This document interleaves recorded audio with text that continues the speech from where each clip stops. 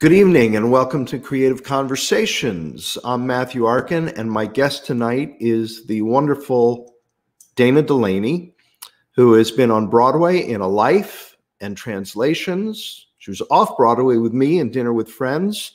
You know her from TV's China Beach, Body of Proof, Desperate Housewives, and Tombstone in the movies, An Exit to Eden, and Light Sleeper. So please welcome my guest and my friend, Dana Delany. Hello. Hey there. Hi. Hi. So glad to have you here. Thanks, Matthew. You look cozy. I am. I'm home in Santa Monica. The sun just set. A little bit there. A little bit there. Yeah, nice. How are you? I'm good, like everybody else. A little. What day is it? Yeah, exactly. Well, I know it's Monday because I'm doing the show. Right. I'm talking to you. So that's it. So what do you want to talk about tonight? I have a million questions for you. Just go. You just go.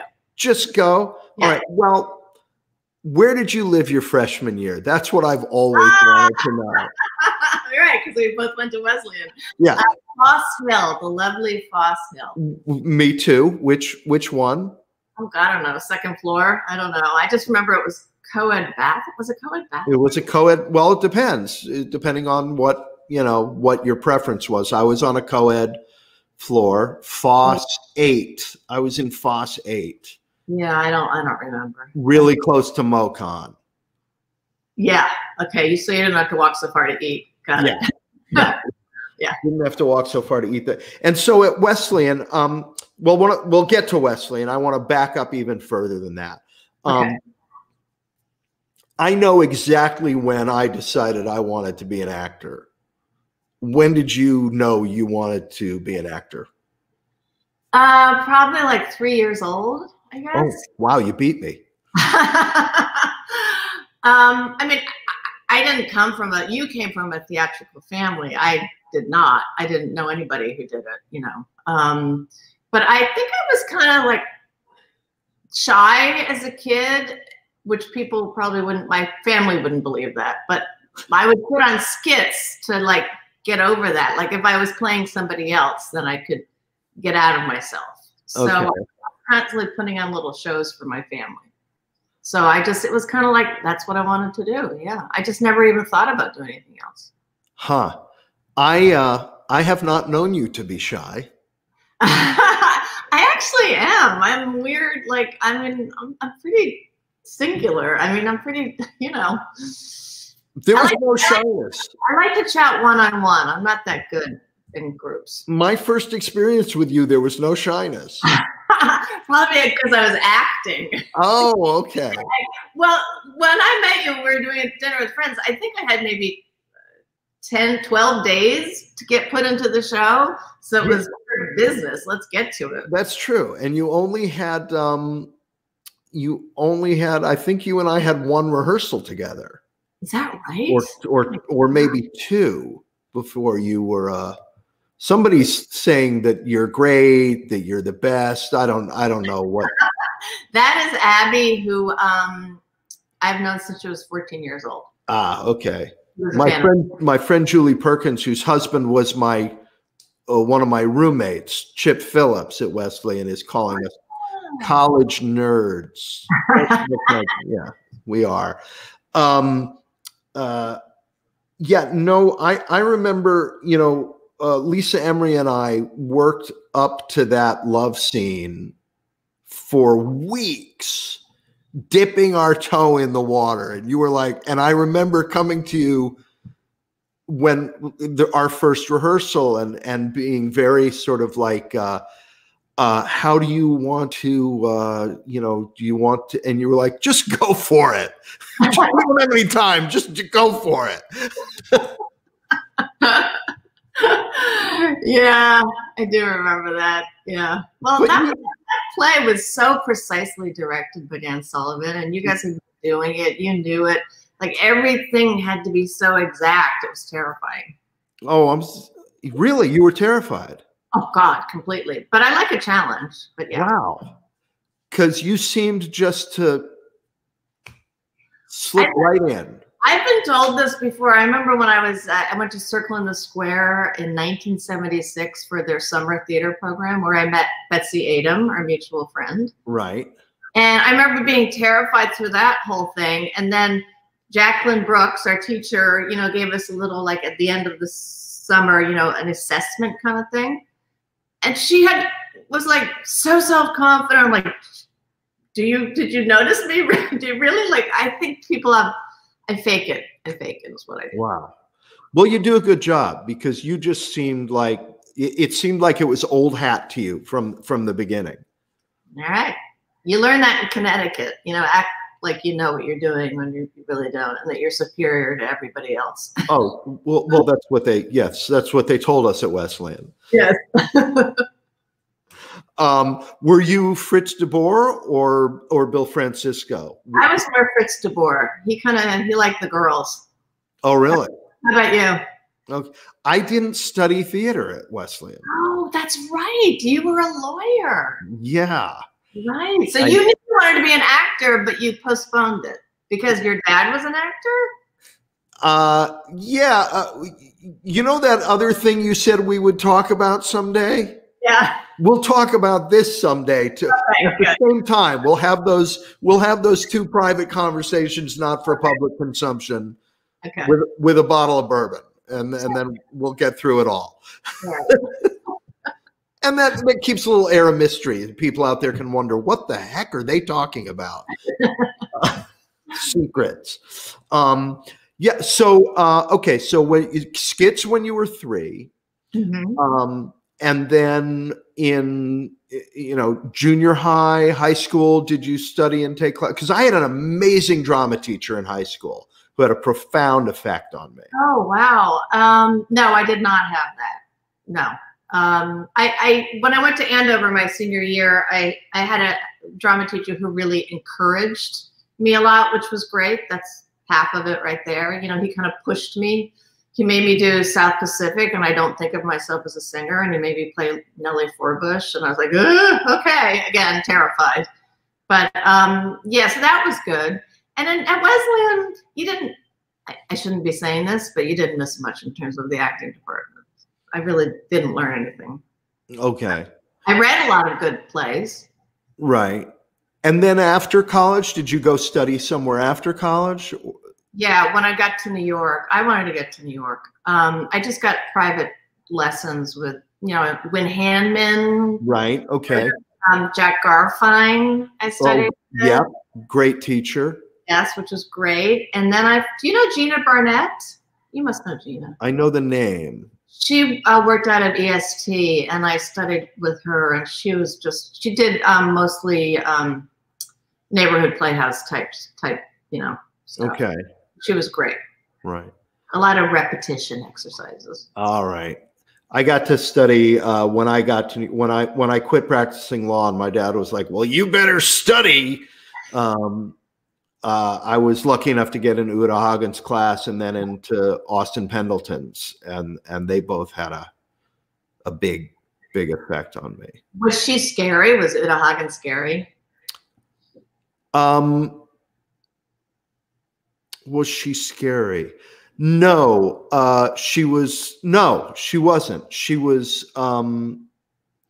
wasn't, there was nothing about her that encouraged sort of that guru thing, To her, it was like auto mechanics. Yeah. You felt like you were going to take an auto mechanics class. That's what it should be. Yeah, she demystified. She didn't like any mystery around it. Oh, that's great. Yeah. This is the problem. This is how you solve it.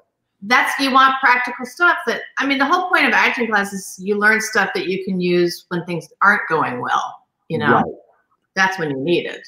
Well, that's funny because I remember one day in class, this kid threw a total hissy fit, and he started saying, "You tell us to do this and you tell us to do that, and analyze the scene this way and do this exercise and figure that." He said, "If you're playing the lead in a play, there aren't enough hours in the day. You can't do all of those things for every moment of every scene in a play. Do you do all of that?" And she looked at him and she said, "Oh, my dear boy, no. I don't do any of it unless I need to."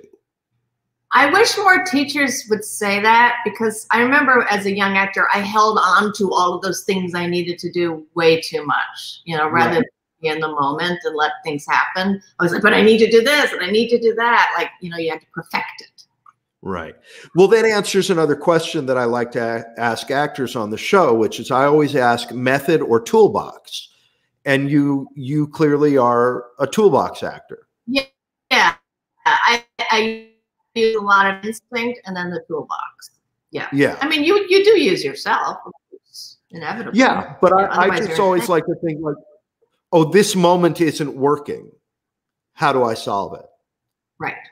But I don't like to go into all that other, you know, there was an actor I worked with once, and she, you know, I looked at her script halfway through rehearsal and it looked like The Notebook from Seven. You know, it was just, she was so busy working all the time that she never listened to anybody. Yeah. And everybody's different, of course, but I remember I briefly studied, I did it. Remember Sandra Seacat? I took her classes for a while. She was Jessica Lang's teacher. I got to, the best part was and Mickey Rourke's teacher / lover. Treat Williams studied with her. That's how I knew about her. But I got to watch Jessica prepare for Frances. That was really cool to see her do her exercises, which were very actor studio kind of exercises. But I did a dream with Sandra, and I love my dreams, and I actually do use my dreams in my work because they just are in my subconscious. They're there, you know, like sometimes they'll just pop up in my mind and I go, oh yeah, that's what this feeling is. But I remember after doing the dream workshop, it really fucked me up. Like it ruined my dreams and it didn't become fun anymore. And I just think ultimately it should be fun. Yeah, hopefully. Otherwise, I'll go back to being a lawyer. Yeah.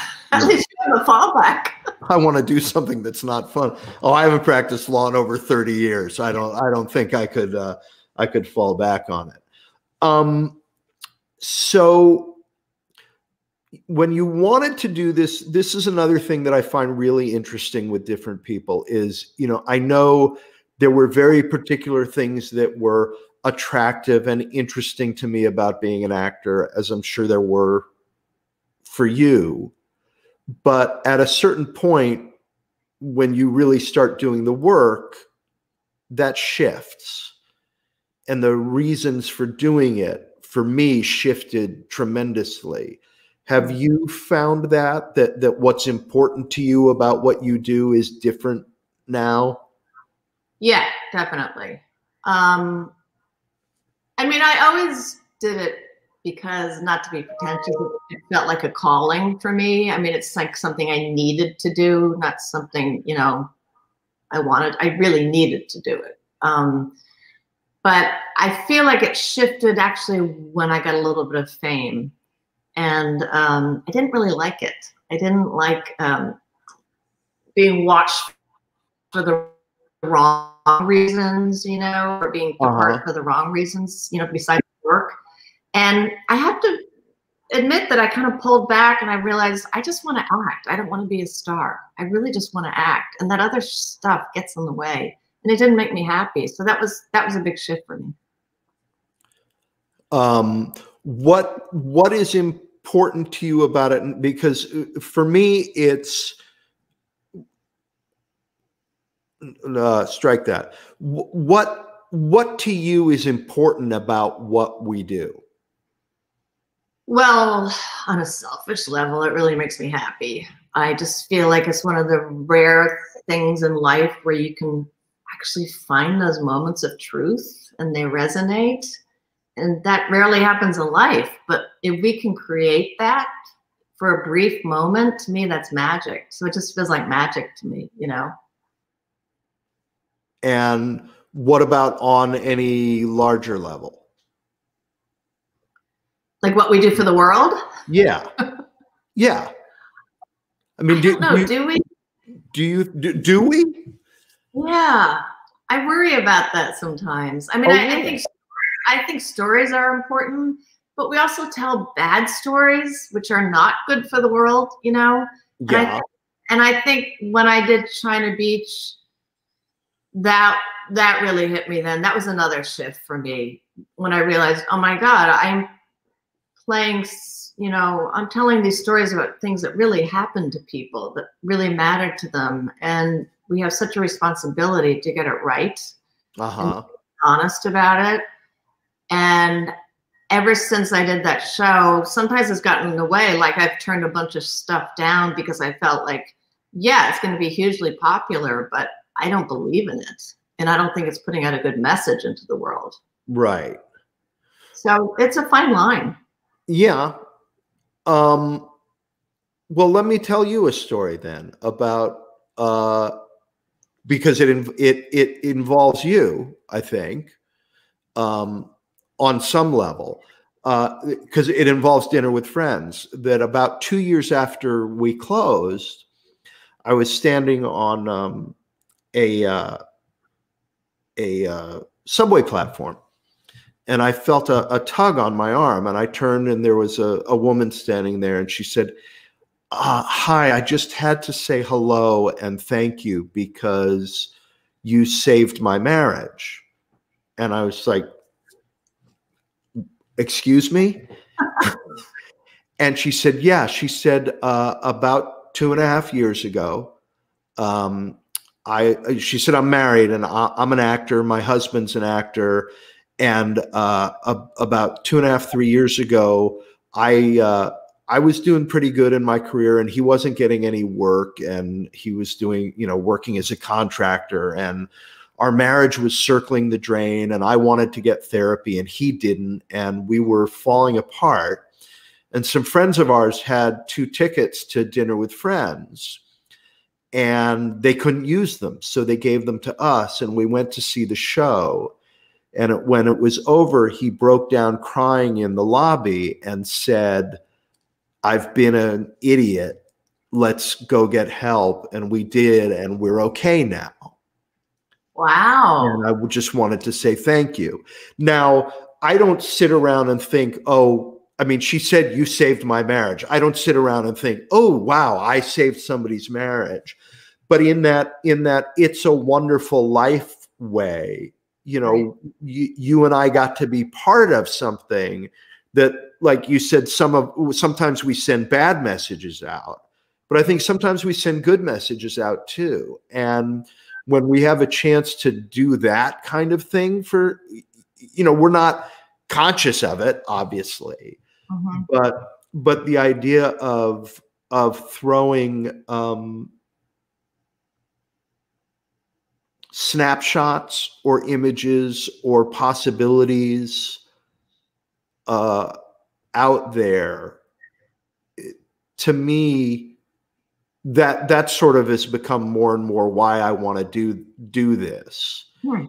And obviously, you know, we get to do that down at South Coast Rap a lot more than we get to do it in the television world, you know. Yes. In the TV world, it's Hawaii 5-0 or. I mean, once in a while, it's great. Yeah.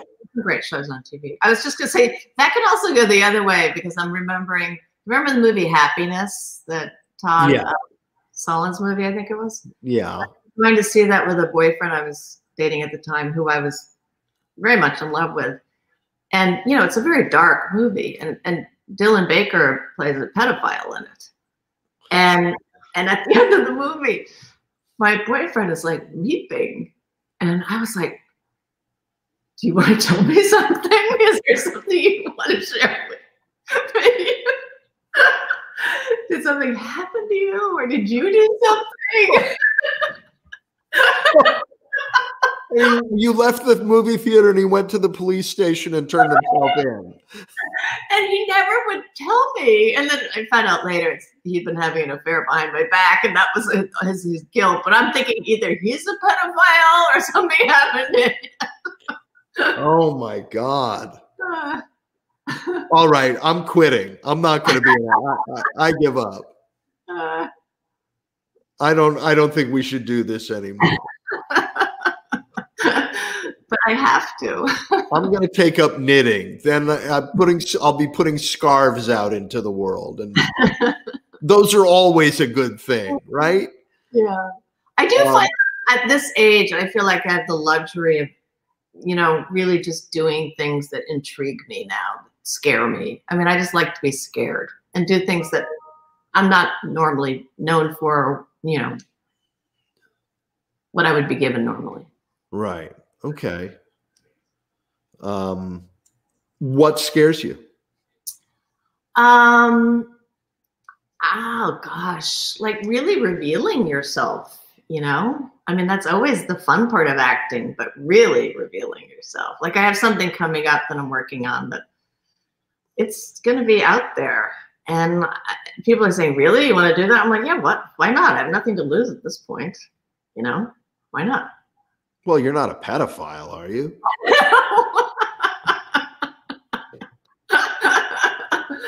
Oh, God. So how bad can it be? You have a new film coming out on, is it HBO? Well, it's an interesting story. It's called The American Guest, and it's about this trip that Theodore Roosevelt took in Brazil when he was no longer president. And, you know, he was a man of action, otherwise he got very depressed. So that's why he was always going off on safaris and things like that. So there's a book about it called River of Doubt, and he forged this river in Brazil that had never been gone down before. And it's a political story about, you know, Brazil kind of using him too. And he almost died on it. It did definitely hasten his death. But the river is now called the River Roosevelt, the Rio Roosevelt. And it's a great story. So I play his wife, Edith, and Aidan Quinn plays a TR, and he's great. And he went down the river with his son, Kermit. So we filmed it, I think, 2 years ago now. Wow. In Brazil, in Sao Paulo, and Aidan had to go on the river, and it was not an easy shoot. And it has not seen the light of day yet, and I'm just hoping it does, because it was for HBO Latin America. And right after we finished, the new president came in Brazil, and he wanted to look at all the, because there's unlike our country, things get funded, arts get funded down there. So it was a whole question of how much money was spent, and did they spend it responsibly, and all this stuff. Did they go over budget? And it's being like investigated, and it still hasn't been aired because of that. Oh. Yeah. So it's like politics once again. Oh my God. Because I think it's a really great story. Oh, I look forward to seeing that. What do you spend a lot of time trying to develop your own projects? I have so many good ideas, but I need, like, I'm not a person who's good at making them happen, I'm realizing, you know, so I need to have people help me with that. But yeah, I have this project that I'm going to do with 2 great collaborators. That's happening. And then I have another idea for a series that I would love to do. I just got to find the right people to do it with. So yeah, I mean, I'm constantly getting good ideas. You know, you got to make them happen. Yeah. Yeah, it's like I was always telling cabbies in New York, they're like, "Oh, I got a great story for you. I got a great idea." Yeah, I'm learning how you got to stick to it, and I have great respect for producers who just do not give up. Yeah, no, that's it is an interesting process of getting up in the morning and trying to figure out how to move each project. What can I do today on each thing to move it ahead 1 square? Yeah. I mean, I'd be perfectly happy just reading a book all day long. I'm really good at that. Oh, really? Okay. Yeah. Boy, I wish I could get to a place of just I miss those days. I've become so sort of I guess a little OCD about having too many things on the burner. And I'm trying to figure out how to get back to that. Yeah, it's a balance, isn't it?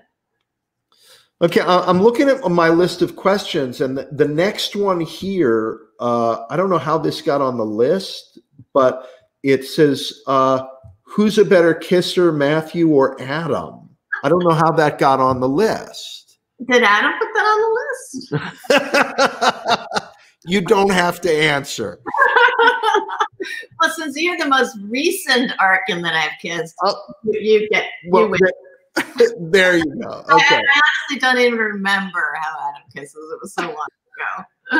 And for people who don't know, he played my husband in China Beach. Yes, we've both played your husband now, and as you met my younger brother Tony. I know.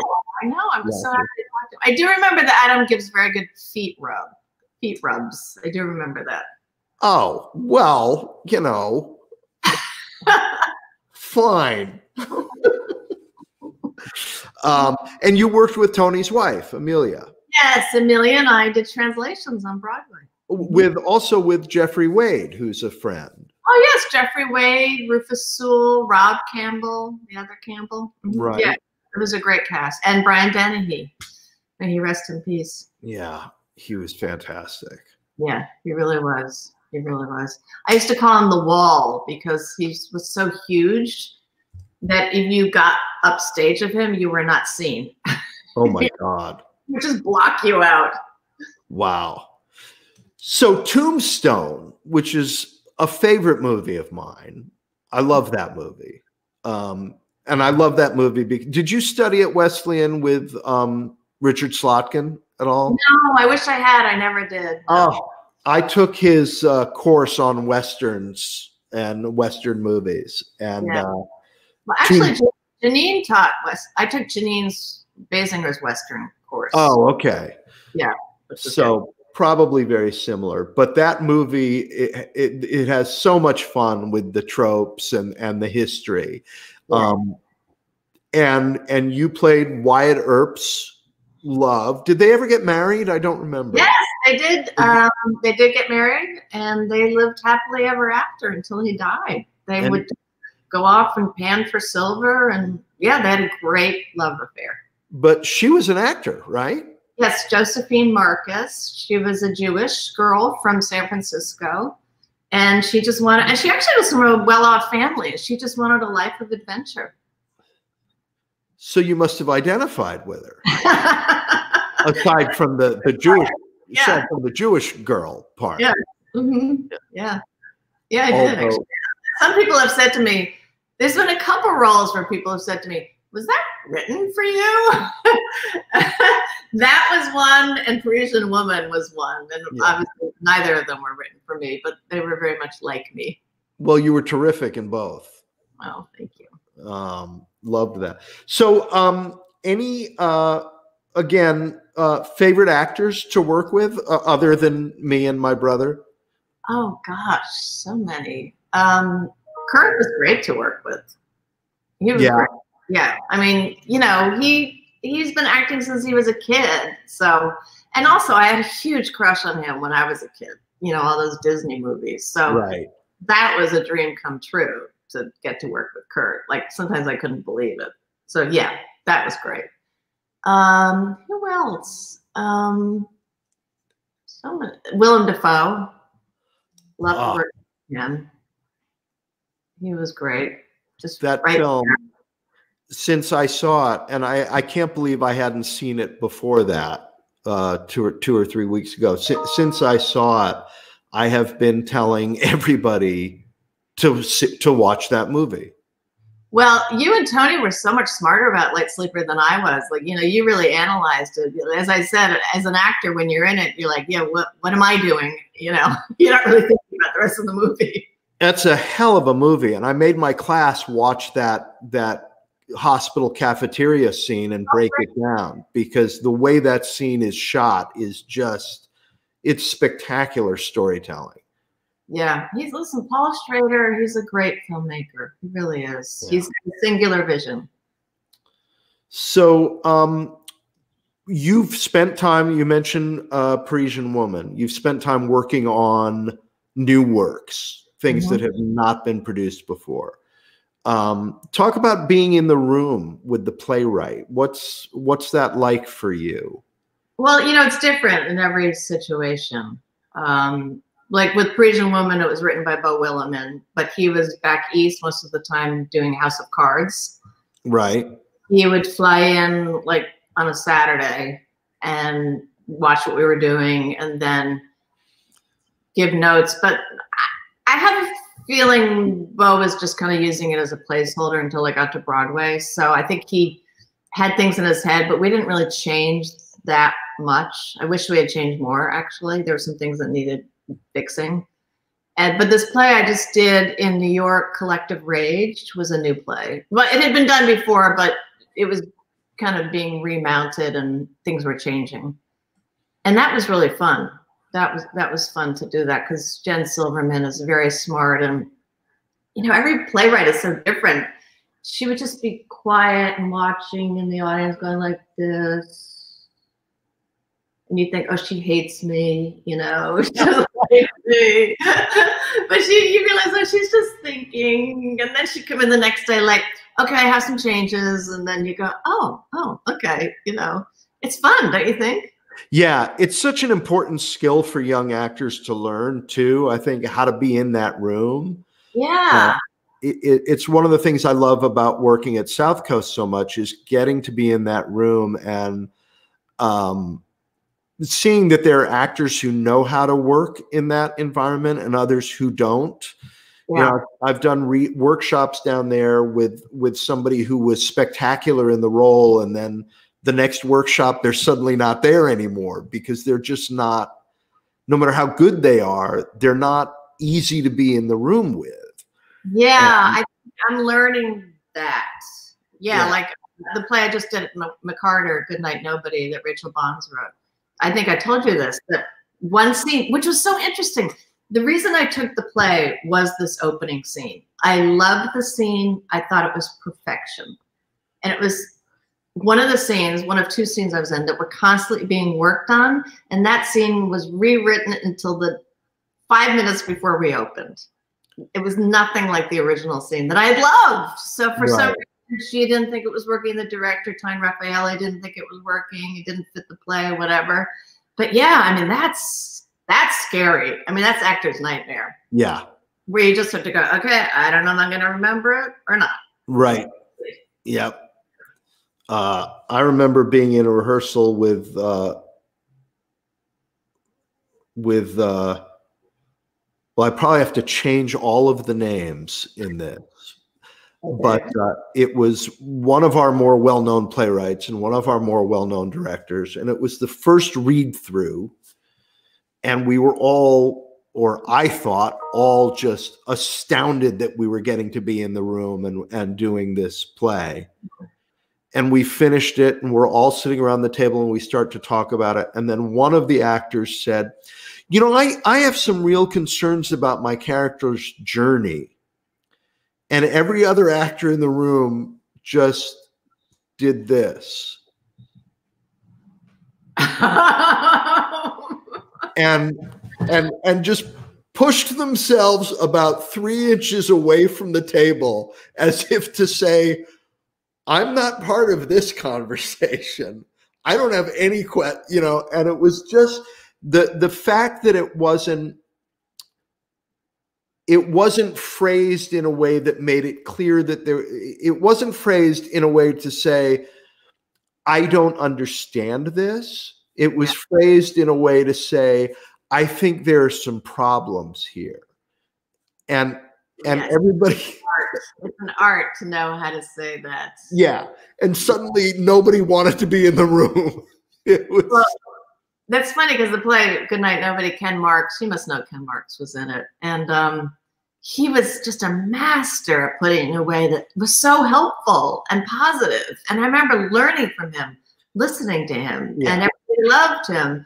And there were moments during the rehearsal and during previews, I thought, because somebody told me this, you probably know who the original source is, that there's always a scapegoat in every production, and just make sure it's not you, And there was a moment where I thought, oh my God, I'm it. I'm the stinker.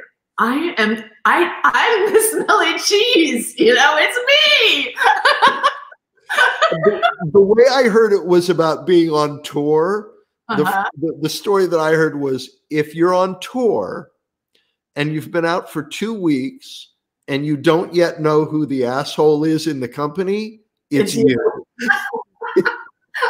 I did not. I think it's okay. It's me. I just realized it's me, and it's a horrible feeling. And you think, okay, I got to figure this out, man, because I think I might be the problem. Oh, I don't think so.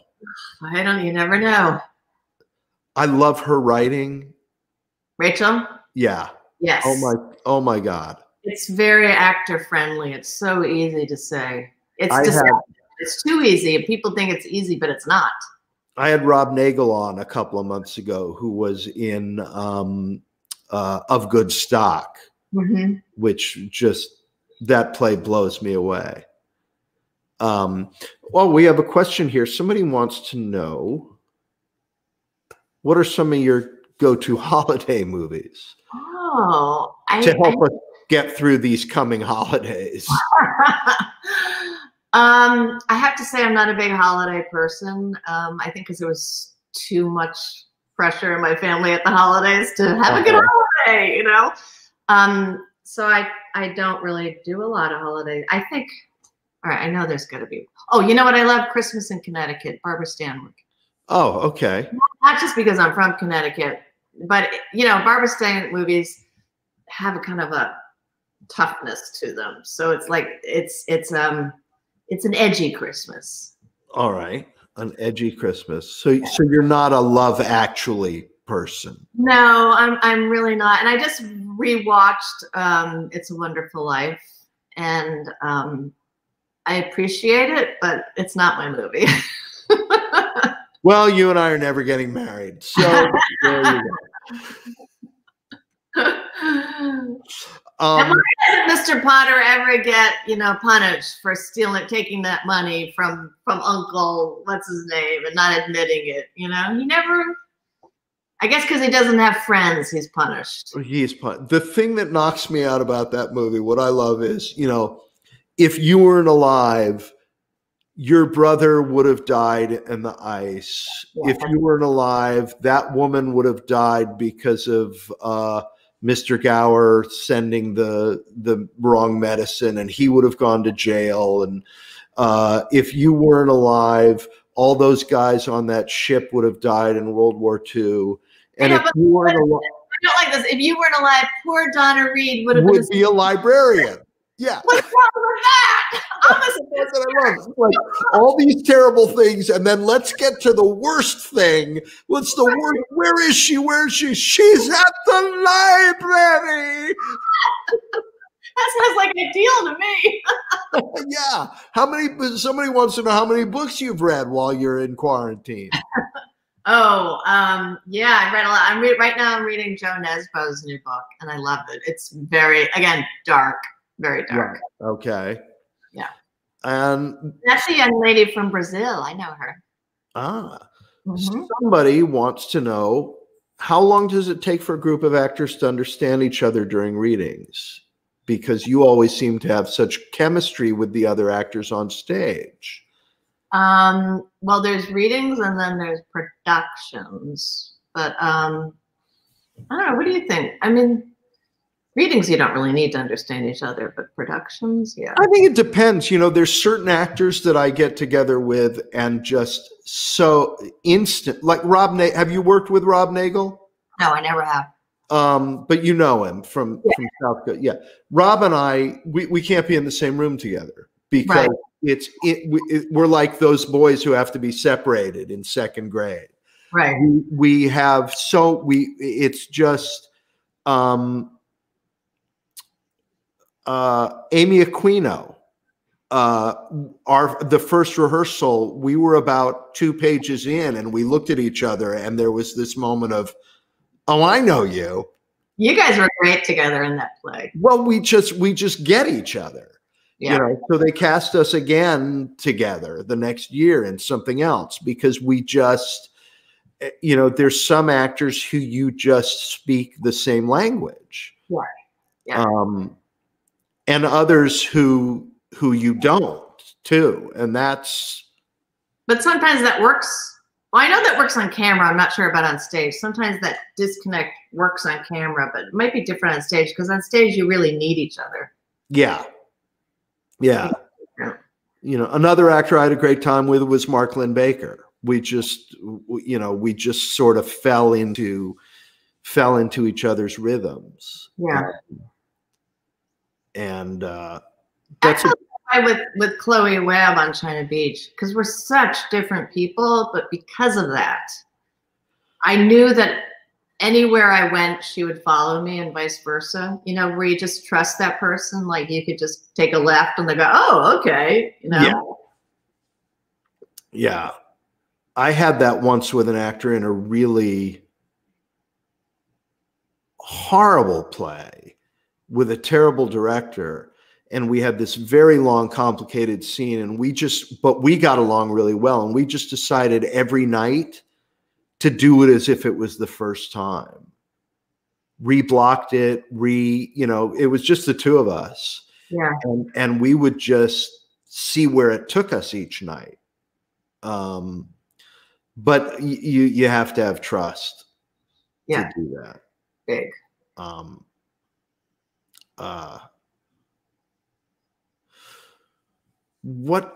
Yes, my friend Julie Perkins also pointed out that for some reason Donna Reed needs glasses.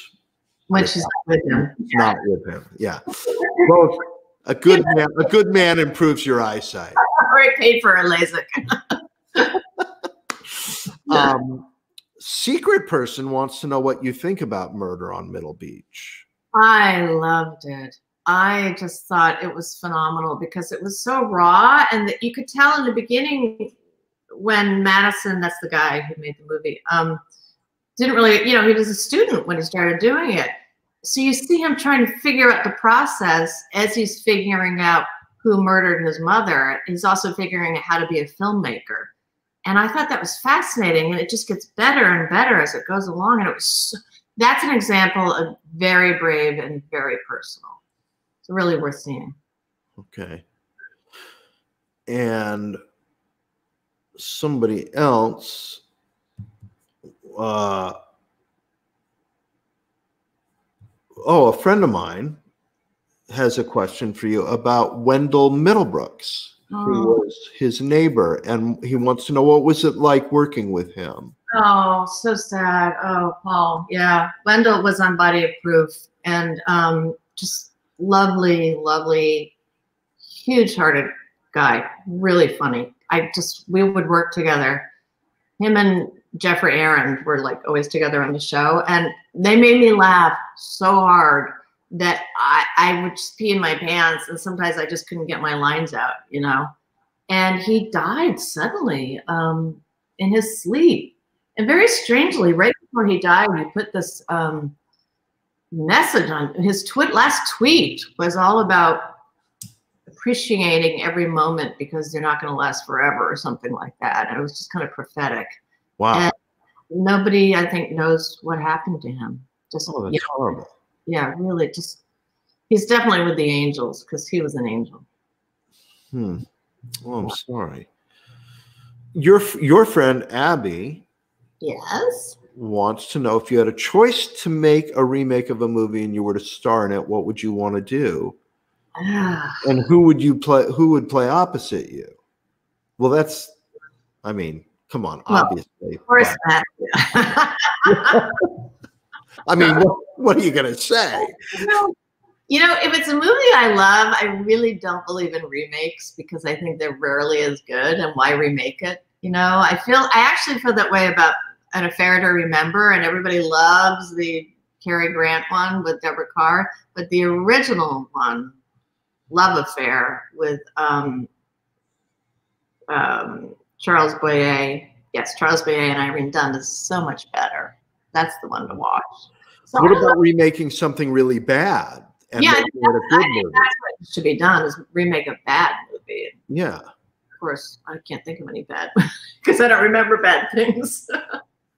And then I have a question about, before we get to some of the other ones, that what if you have like a portrait in an attic or something, because, you know, you look about 5 weeks older than Oh my God, look at us. And I look about 40 years older than that.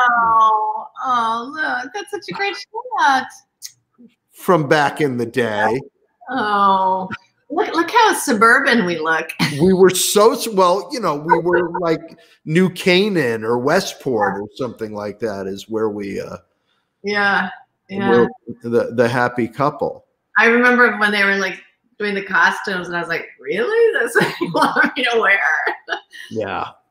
Oh, I loved my clothes in that show. They were comfortable. They were. Yeah. There is somebody wants to know if there's any character from any show that you were in but didn't play and dreamed about playing. Oh God, I'm sure there are. Again, I'm one of those people that survives in life because I don't remember things that I missed out on, you know. I don't hold on to that. Yes, of course. But I can't think of any. Well, this is actually a great question. Why are you so obsessed with old movies? What was in the movies then that's missing now?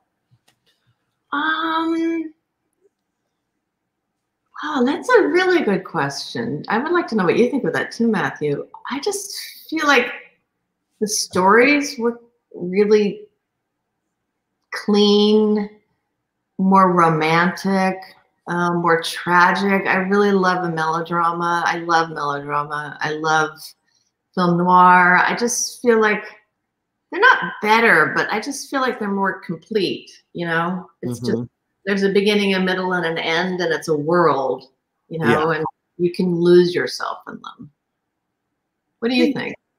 I think I agree with everything you said. I also think time, the time that they take to tell a story, that you don't have to.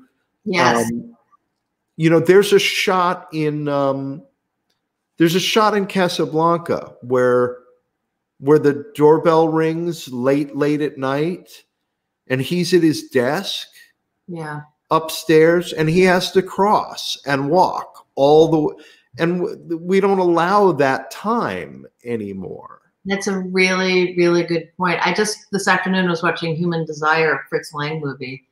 And there are moments where Gloria Graham is just looking, not saying anything. They're both looking at each other. And they wait a few moments. And then they speak, you know, and there's no quick cutting or anything. And it lets us project onto them, you know? Yeah.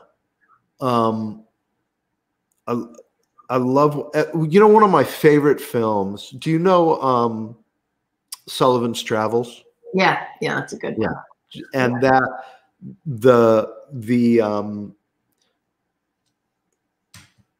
there are some filmmakers doing it today, but we allowed movies to take us to places of magic and hope that we don't so much anymore. I mean, that's why Joe versus the Volcano is one of my favorite movies. Oh, that's interesting. That's John Patrick Shanley. Yeah, which died when it came out. But if that had been an old movie, you know, I think the magic that exists in that movie would have been given its room. But because it was a modern film, people are like, well, you can't do that anymore. And why not? It's funny you say that because John has a new movie coming out this week that you can watch, and I've seen it. And it is very much like that. You will love it. What is it? It's, oh God, Leslie Erdine produced it. It's something Mountain Time, THYME. Oh, okay. And it's Emily Blunt is in it and Jamie Dornan. And Christopher Walken is fantastic in it. Oh, I'll check it out. Irish accent. And it takes place in Ireland. And it was based on the play Outside Mullingar. Okay. Yeah, it's based on that. But Jamie Dornan is really, really good at this movie. Really good. I will have Leslie's nephew in my class in the spring. Which one? What is his name? I know. Ollie. Oliver. Yeah. Yes. That's great. Does he want to be an actor? A film. Well, he's going to be in the film school. I teach film production at Chapman. Yeah. Yeah, and his mom is a good friend of mine, Terry's sister. I mean, Leslie's sister, Terry. Terry's great. I've known her actually since I was in law school. Oh, I didn't know that. Yeah. Oh. Because when I was in law school, I really didn't want to be in law school, so I spent my evenings drinking at Cafe Central. And she was a waitress there. Yeah, she was on the door. Yeah, that was when I met Terry. Yeah, there you go. Mm-hmm. So what is the first place, Abby, your friend Abby wants to know, what is the first place you will travel when COVID is over? Oh, yes. I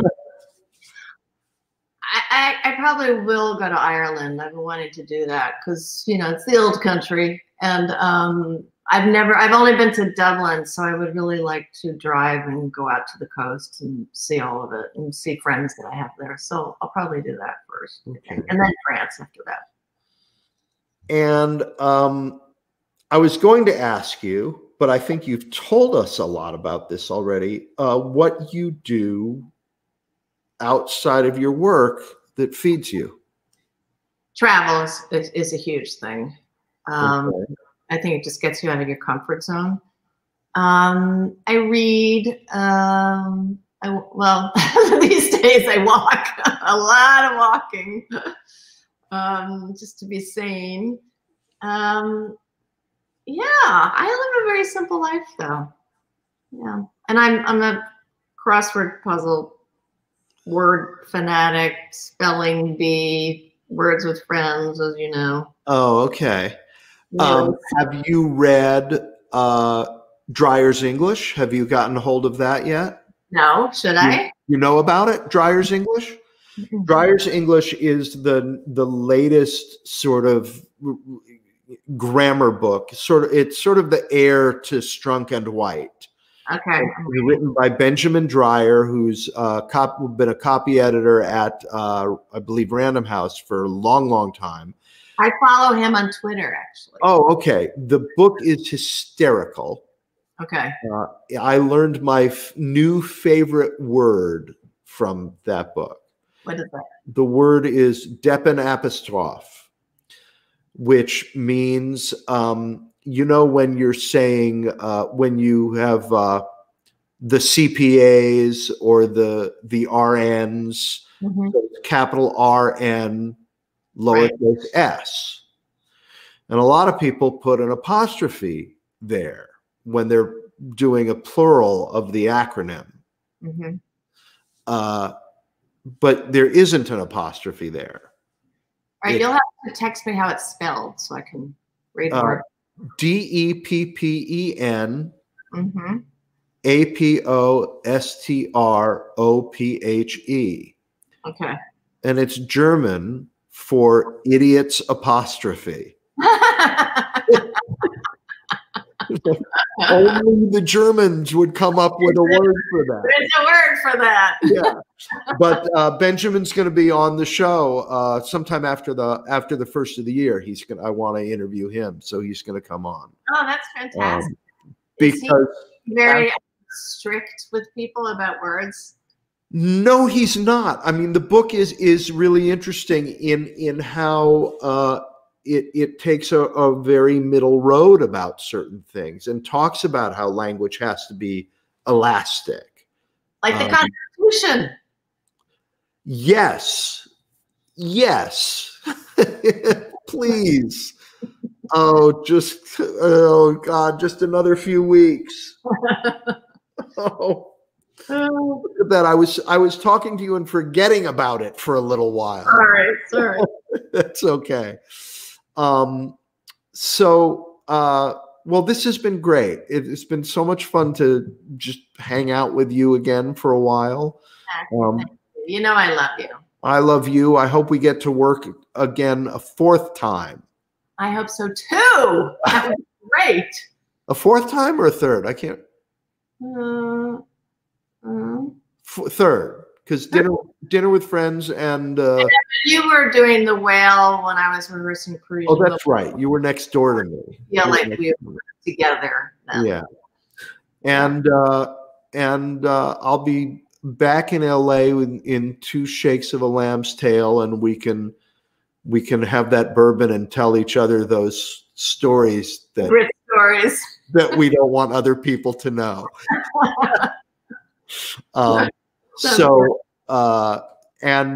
This Wednesday, for people out there in the audience, the movie that my brother and I will be talking about is 3 Days of the Condor. Oh, such a good movie. Yeah. So we'll be talking about that Wednesday at 10 Eastern, 7 Pacific. So join us then.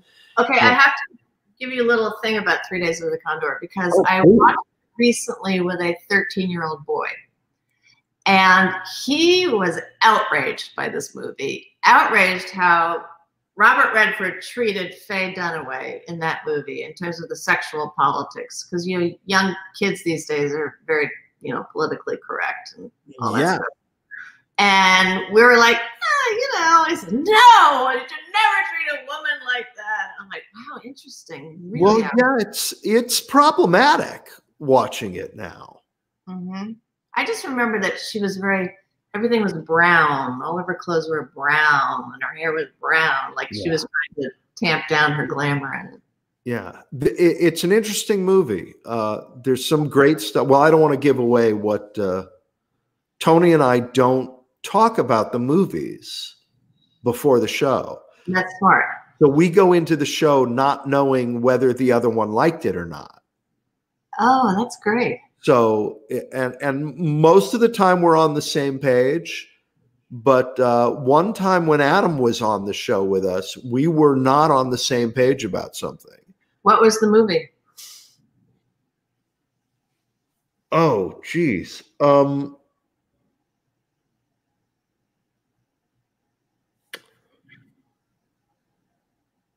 Gosh, I don't remember which one it was that he liked that we didn't. One that Tony liked that I didn't was Harper. Oh, the Ross McDonald. Yeah. Yeah. Mm-hmm. Yeah. I actually want to see that movie again. And then I'm not remembering which one it was that Adam. Oh, it was the Little Drummer Girl. Oh, Diane Keaton. Yeah. John le Carré. Which I just didn't go there at all. And who directed that? That was directed by a German director, was it? It was a German, wasn't it? Yeah. Well, it wasn't Volker Schlongdorf, was it, or Karl Reiss, or one of those people? No, it was. I can tell you. I would like to revisit that because I do wonder if it holds up. And I'm a big John le Carré fan. Yeah, the Klaus Kinski. It was George Roy Hill directed. Oh my God! Wow. Yeah, who's a terrific director. But I just thought that movie missed in every moment. I didn't buy any moment of it. And she was the soldier in it, right? Diane? Yeah. Yeah. And I thought miscast, and Adam just had nothing but praise for it. But he's the older brother, so he's right. Yeah, but that's great about movies. Yeah. You know, that you can just discuss them endlessly. Yeah. That's what I love about it. Is the film world on Twitter, because everybody's got an opinion about it. Oh yeah. Oh yeah. And you find people who are like-minded, and then it's very interesting. Yeah. So, well, thank you so much for doing this. Matthew, I look forward to seeing you in person. And I'll see you in person in a couple of months. I'm going to get a needle in my arm, and I'll be back. Well, I'm going to get it before you because I'm older. It's one of the benefits. Oh, no. See, you shouldn't have outed yourself. I would have taken the older rap. I totally would have. All All right. right. I will talk to you soon. Okay. Good night, Bye. everybody.